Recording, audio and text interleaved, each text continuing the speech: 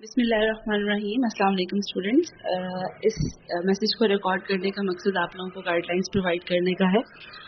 आपकी एग्जामिनेशन से रिलेटेड हम लोग 3 चीज़ें जो है वो डिस्कस करेंगे। एक तो ये कि आप लोग शॉर्ट टाइम के अंदर अपनी प्रिपरेशन कैसे करें, और सेकंड नंबर पे हम देखेंगे कि जब आपने एग्जामिनेशन हॉल में एंटर होना है तो आपने किन चीज़ों को जो है वो मद्देनज़र रखना है, और नंबर 3 आपकी जो पेपर की प्रेजेंटेशन है while you are attempting your paper, तो आपने उसमें क्या क्या चीज़ें ध्यान में रखनी है। ठीक है, तो सबसे पहले हम लोग जो है एग्ज़ाम्स की प्रिपरेशन के बारे में बात करेंगे। एग्ज़ाम्स की प्रिपरेशन में हम लोगों ने सबसे पहले ये देखना है कि आपका सिलेबस क्या है। ठीक है, आपने अपने सिलेबस को ब्रेक डाउन करना है डिफरेंट चंक्स के अंदर, और देन उसको जो है वो 1 बाय 1 सॉल्व करते रहना है। सबसे पहले आपने अगर आप फेडरल बोर्ड के थ्रू पेपर्स अटेम्प्ट कर रहे हैं तो आपको पता होगा कि आपकी जो भी सिलेबस की या कंटेंट आपकी कंटेंट हैं, जो चैप्टर्स हैं आपके, उसमें हर एक चैप्टर की यूनिट वाइज जो है वो वेटेज होती है। फेडरल बोर्ड की ऑफिशियल वेबसाइट के ऊपर जो है वो चैप्टर्स की वेटेज भी अवेलेबल होती है। तो आपने सबसे पहला काम क्या करना है कि जिस जिस चैप्टर की वेटेज ज़्यादा है आपने उन चैप्टर्स को पकड़ना है। ठीक है, उनको पहले आपने अंडरस्टैंड करना है, उनको सॉल्व करना है, उनको प्रिपेयर करना है। उसके बाद आपने क्या करना है कि आपको ये पता होना चाहिए कि पेपर का पैटर्न क्या है, किस पैटर्न पे पेपर आता है, कितने मार्क्स के शॉर्ट क्वेश्चन आंसर्स हैं, कितने के लॉन्ग क्वेश्चन आंसर्स हैं, वो और उनको अटेम्प्ट कैसे करना है, ये चीज़ें आपने देखनी है।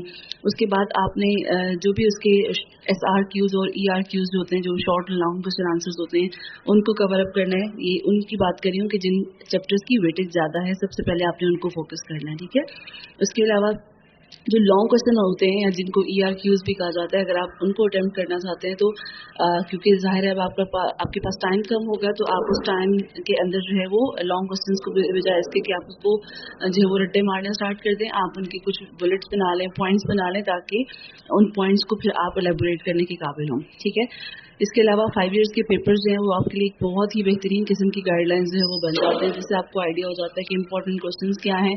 जैसे कि कुछ क्वेश्चंस होते हैं डिफरेंसेस के होते हैं, कुछ डेफिनेशंस के होते हैं, कुछ जो है वो टेक्निकल पॉइंट के क्वेश्चंस होते हैं, तो वो आपको आइडिया हो जाएगा। अगर आप 5 साल के पेपर्स देख लेंगे तो आपको इंपॉर्टेंट क्वेश्चंस का भी पता चल जाएगा साइड बाय साइड। ठीक है, इसके अलावा आप लोगों ने डिफरेंसेस वाले क्वेश्चंस जो या फार्मूला ड्रैगिंग, या जैसे हम लोग साइंस की अगर बात करते हैं तो कोई फार्मूला जो है वो बनाना होता है, कोई इक्वेशन सॉल्व करनी होती है, न्यूमेरिकल्स करने होते हैं, तो इस तरह के क्वेश्चंस जो हैं वो आप कोशिश करें कि आपके पास जब रिलैक्स टाइम हो तो आप उनको पहले से सॉल्व कर लें, उनको प्रिपेयर कर लें।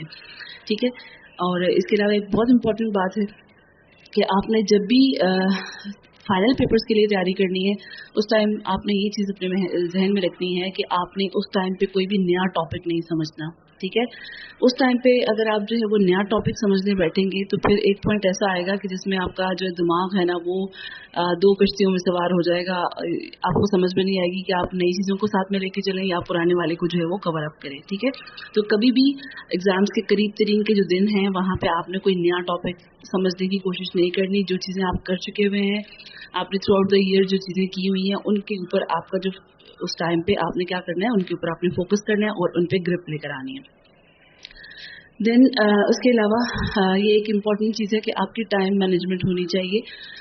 मोस्ट ऑफ द स्टूडेंट्स क्या करते हैं कि जब उनको पता चलता है कि उनके पेपर्स के दिन थोड़े रह गए हैं, तो वो अपना टाइम जो है वो ज़्यादातर बुक्स खोल के बैठे रहते हैं, और उसमें आप यूँ कहें कि लुक बिजी और डू नथिंग वाला सीन होता है। ठीक है, कि उसमें आपको प्रेशर इतना होता है कि अब आपने चीज़ें करनी है, लेकिन आपका माइंड जो है वो एग्जॉस्ट हो चुका होता है और वो इन चीज़ों को कोप अप करवाने में आपको बिल्कुल भी हेल्प आउट नहीं कर रहा होता। सो अपने माइंड को थोड़ा सा रिलैक्स रखें, क्वालिटी टाइम रखें और गैप्स दें दरमियान में। ठीक है, फॉर एग्जांपल 24 घंटों के अंदर अगर आप 8 घंटे की नींद ले रहे हैं तो दैट इज़ फाइन, और उसके अलावा अगर आप 3 घंटे पढ़ रहे हैं तो एटलीस्ट आधा घंटा 1 घंटा उसके अंदर ब्रेक दें, शावर लें, कुछ खाएं पिएं, थोड़ी सी वॉक करें, फ्रेश हो जाएं, और उसके बाद फिर दोबारा से नए सिरे से स्टार्ट करें। अगर आप बुक्स को लेके बैठे रहेंगे for the whole day, it is not guaranteed कि आप जो है वो प्रोडक्टिव काम कर रहे हैं।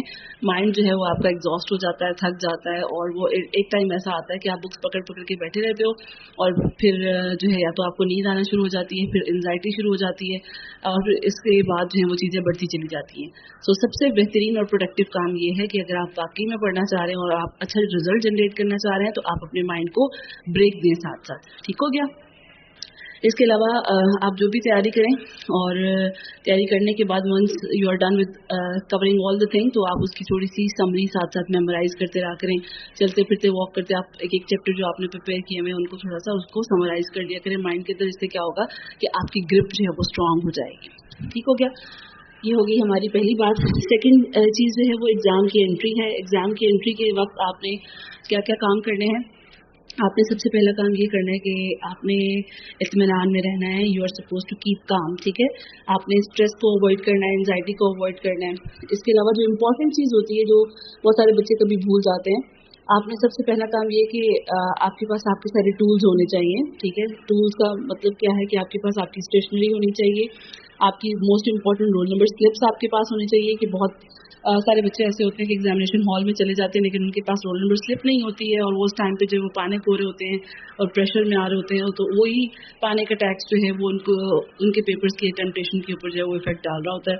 इसके अलावा आपने ट्रांसपेरेंट जो है वो पाउच रखना है जिसके अंदर से आर पार दिखाई दे रहा हो, और आपकी जो भी ऑब्जेक्ट्स आपके जो स्टेशनरी टूल्स पड़े हुए हैं वो उसमें आपके प्रॉपर नज़र आने चाहिए.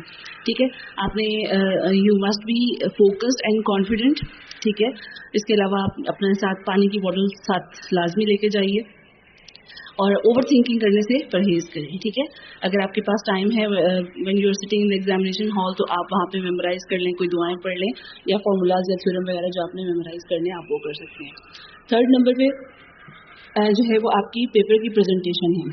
ठीक है, read complete paper at once. पहली दफ़ा आपने पूरा पेपर पढ़ना है, आपने फ़ौरन से अटेम्प्ट करना स्टार्ट नहीं कर देना, और उसके बाद आपने start doing high confidence questions. आपको जिन क्वेश्चंस के ऊपर आपको लग रहा है कि ये तो आपको बिल्कुल पक्के आते हैं, आप ये कर सकते हैं, तो वो आपने पहले काम करना है कि उन क्वेश्चंस को पहले अटेंड करना है. अवॉइड करना है आपने ओवर राइटिंग करने के लिए, या बिलो एवरेज जो है वो आपने कंटेंट प्रोवाइड नहीं करना है किसी क्वेश्चन के अंदर. आपको जितने मार्क्स का क्वेश्चन कहा हुआ है आपने उसके अकॉर्डिंगली उतना ही मटेरियल प्रोवाइड करना है. आपकी राइटिंग नीट एंड क्लीन होनी चाहिए. अगर आपकी हैंड राइटिंग बहुत खूबसूरत नहीं भी है तो एटलीस्ट वो साफ़ सुथरी होनी चाहिए, लिजिबल होनी चाहिए कि एग्जामिनर उसको पढ़ सके. और जो पेपर की प्रेजेंटेशन में सबसे बेहतरीन काम ये होता है कि अगर आपके क्वेश्चन के आंसर के अंदर आप कोई इंपॉर्टेंट बात डिस्कस कर रहे हैं, तो यानी कि इसके जो की पॉइंट्स हैं अगर आप उसको हाईलाइट करते हैं तो that is the best thing. ठीक है, हाईलाइटेड होने चाहिए, आपकी जो पेजेस के ऊपर मार्जिन लाइन्स है उसको क्रॉस नहीं होना चाहिए. और इसके अलावा आपकी टाइम मैनेजमेंट जो है वो बहुत ज़बरदस्त होनी चाहिए कि आप एक क्वेश्चन से दूसरे क्वेश्चन की तरफ इजीली स्विच कर सकें.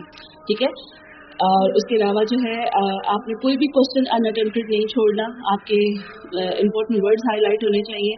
आपने once you are done with attempting your paper, you are done, और आपके पास टाइम बच गया है तो आपने अपने पेपर को थॉरली रीचेक करना है for the grammatical mistakes, for the formula concept, और if you are having any outputs to drag, और या फिर अगर आपने कोई क्रॉस चेक आंसर जो है वो उनको करना है तो आपने उनको केयरफुली चेक कर लेना है.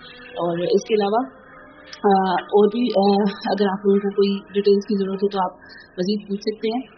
Wish you all the very best.